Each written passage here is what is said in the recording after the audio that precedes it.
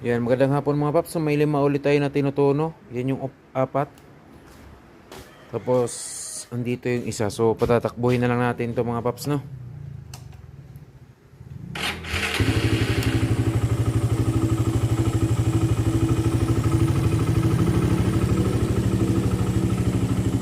Yan. So, pipinuhin na lang to mga paps. Tapos, okay na.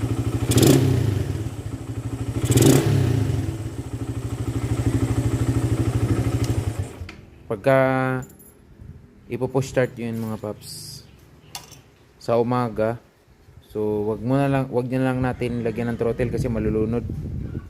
Pagka paandar nyo to, yan. Pagka umandar na siya, warm up nyo lang mga 30 seconds bago natin patakbuhin. So ito mga paps yung pang 5. So yung ibang carb nito may-ari na to. So yung iba wala pa, kaya PM lang kayo kung sinong may gustong makabol bukas Martes.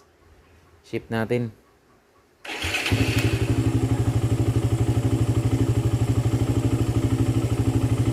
Yan.